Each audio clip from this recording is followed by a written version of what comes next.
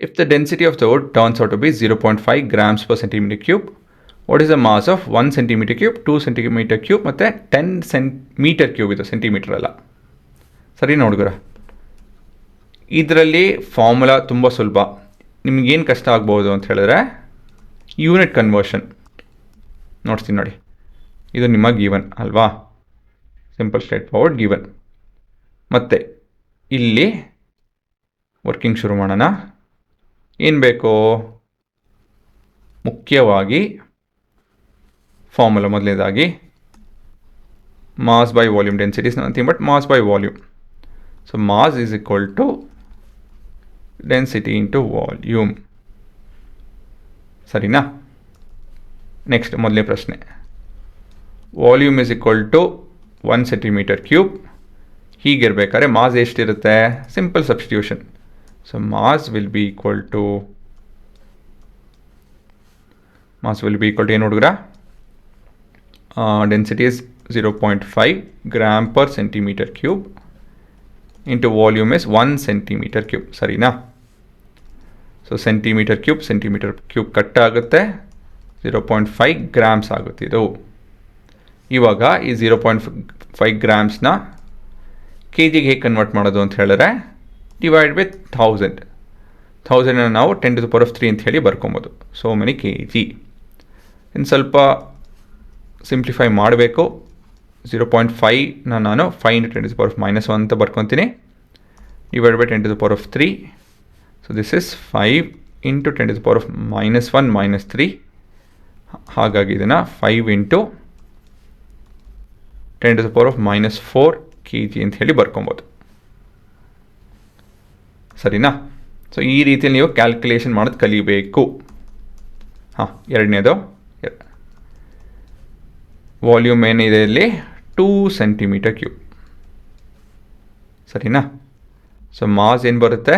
Mass is equal to ನಿಮ್ಮ density into volume. ಇಲ್ಲೇನಾಗುತ್ತೆ? Centimetre cube ಹೋಗುತ್ತೆ. 0.5 × 1 is 1 ಗ್ರಾಮ್. ಕೆ ಜಿಗೆ ಕನ್ವರ್ಟ್ ಮಾಡೋದು divided by 1000 K G. So this is 10⁻³ ನ್ಯೂಮಿನೇಟರ್ಗೆ ಹೋಯಿತು ಅಂತ ಹೇಳಿದ್ರೆ -3 ಕೆ ಜಿ ಆಗುತ್ತೆ. ತಿರ್ಗಾ ಇದನ್ನೆಲ್ಲ ಹೇಗೆ ಕಲಿಬೋದು ನೀವು ಅಂತ ಹೇಳಿದ್ರೆ ಎಕ್ಸ್ಪೊನೆಂಟು ಇಲ್ಲೊಂದು ಫಾರ್ಮುಲಾ ಬರೀತೀನಿ ನೋಡಿ. a⁴n/e⁴m is a⁴n - m. So ಈ ಫಾರ್ಮುಲಾ ಉಪಯೋಗಿಸ್ಕೊಂಡು ಇದನ್ನೆಲ್ಲ ಮಾಡ್ಬೋದು.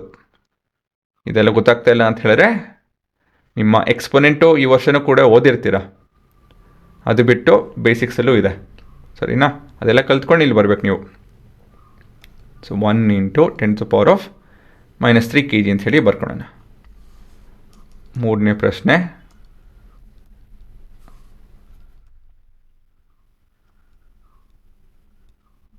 ಇಲ್ಲಿ ನಿಮ್ಮ ವಾಲ್ಯೂಮ್ ಬಂದು ಎಷ್ಟು ಹುಡುಗರ?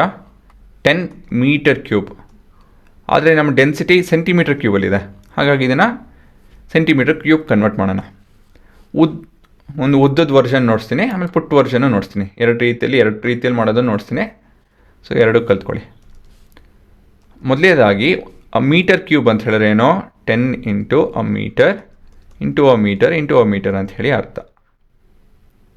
ಸರಿನಾ? ಇವಾಗ ಪ್ರತಿಯೊಂದು ಮೀಟ್ರಲ್ಲೂ 100 ಸೆಂಟಿಮೀಟ್ರು ಇದೆ, ಒಪ್ಕೊತೀರಾ? ಸೊ 10⁻² ಅಂತ ಹೇಳಿ ಬರಿಬೋದಾಗಿತ್ತು, ನಾನು 100 ಅಂತ ಬರ್ತೀನಿ. ಸೊ ಕೊನೆಯದಾಗಿ ಇವಾಗ ನಾವೇನಂತ ಬರಿಬೋದು? 10⁻⁴ + 2 + 2 + 2 ಸೆಂಟಿಮೀಟರ್ ಕ್ಯೂಬ್ ಅಂತ ಹೇಳಿ ಬರಿಬೋದು. ಸೊ ಕೊನೆಯದಾಗಿ ಉತ್ತರ ಏನಂತ ಹೇಳಿದ್ರೆ 10⁻6 and 7 ಸೆಂಟಿಮೀಟರ್ ಕ್ಯೂಬ್. ಗೊತ್ತಾಯ್ತಾ? ಆರ್ ಆಲ್ಟರ್ನೇಟಿವ್ಲಿ ನೀವು ಇದನ್ನು ಜ್ಞಾಪಕಟ್ಕೊಂಡಿರಿ, ಪ್ರತಿಯೊಂದು ಮೀಟರ್ ಕ್ಯೂಬಲ್ಲೂ 10⁻6 ಸೆಂಟಿಮೀಟರ್ ಕ್ಯೂಬ್ ಇದೆ. ಸರಿನಾ? ಇವಾಗೇನಿದ್ರು ಕೊನೆ calculation mass is equal to density which is in gram per centimetre cube into volume that is 10⁻7 centimetre cube. So ಇಲ್ಲಿ ಸೆಂಟಿಮೀಟರ್ ಕ್ಯೂಬ್ ಕಟ್ ಆಗುತ್ತೆ. 0.5 ಇಂಟು 10⁻⁷ ಗ್ರಾಮ್ ಇದೆ ನಿಮ್ಮ ಉತ್ತರ.